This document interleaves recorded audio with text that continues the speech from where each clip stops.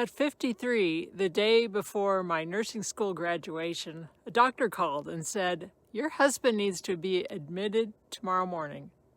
Tomorrow morning, graduation day. And that year tried to shrink my whole life down to one thing, a hospital bed. But I made one decision that protected our future, and it's the same decision that helps women over 50 build their second wind. It came down to one Sunday morning, one hospital room, and one signature. I'm Lynn Weimar. I help ambitious women 50 to 65 refuse to shrink physically, emotionally, or in their identity just because life gets loud. In the next few minutes, I'm going to show you the mistake I almost made that would have erased my identity for years. The moment I made what I call the expansion decision, and how you can use it this week, especially in your body. If life is trying to make you smaller right now, stay with me. I got Ross admitted, got him settled, and then I went to my graduation. His family was there, my kids were there, but Ross wasn't. And that night I came home to an empty bed for the first time in our 5-month-long marriage.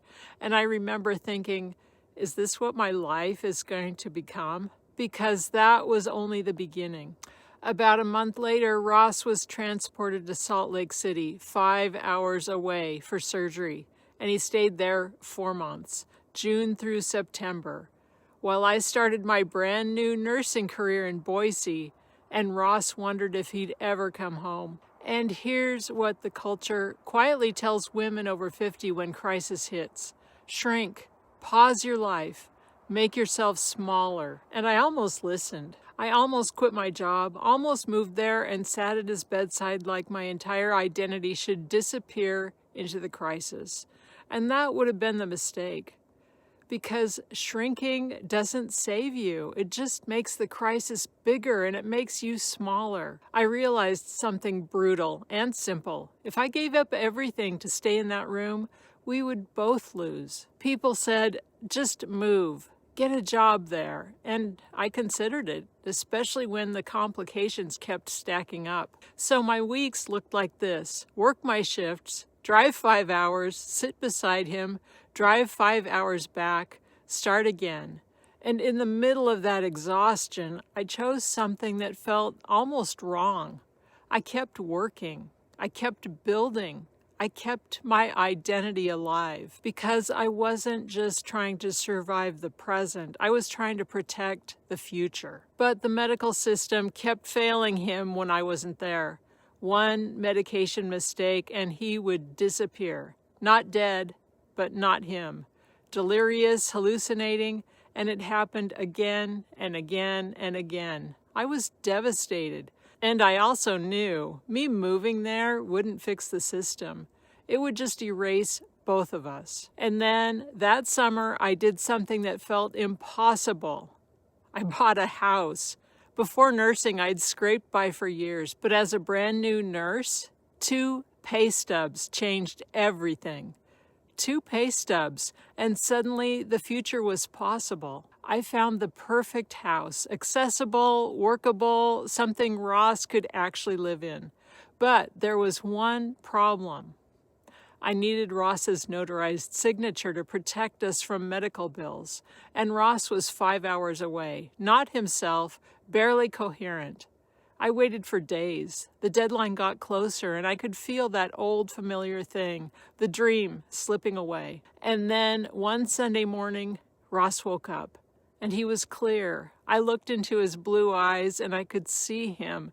Recognition, presence, Ross. And that moment, I did 2 things at the same time. I loved him, and I moved our life forward. I called a notary on Sunday in the hospital room. We got the signature, and the house deal moved forward. Before I tell you the 3 parts of the expansion decision, I made something for you.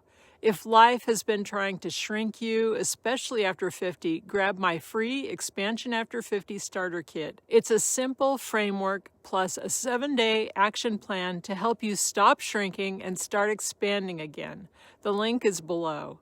That Sunday morning taught me something I never forgot. I wasn't abandoning him by building a future. I was loving him by refusing to give up on life.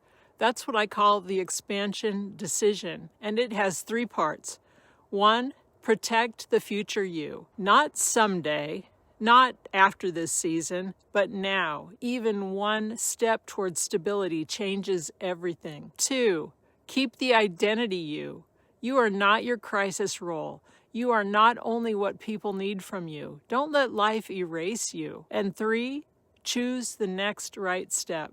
Not perfect, not dramatic, just the next step that keeps you moving forward. Because this is the muscle women over 50 have to rebuild. The ability to keep promises to yourself, even when life gets loud. So here's your expansion practice for this week. Step 1, name where you've been shrinking. Is it in your body, identity, visibility, boundaries? Step 2, choose one area and make the expansion decision there. Protect your future, keep your identity, take the next right step. And for many women over 50, the first place shrinking shows up is in the body. So here's your non-negotiable. Pick one promise to your body that you will keep this week. One workout, one walk, one strength session, one meal. Small is fine, but it must be kept. Expansion isn't selfish, it's how you survive without losing yourself. I graduated while my husband was hospitalized. I started my career while he nearly died 5 hours away. I bought a house while life was chaos, and when he came home, we had a future. The one thing I did right, I made the expansion decision over and over, instead of shrinking.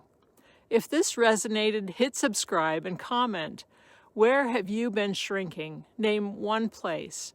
And if you want help building your second wind, grab the Expansion After 50 starter kit below and come join Be Fit Beyond 50 for weekly momentum.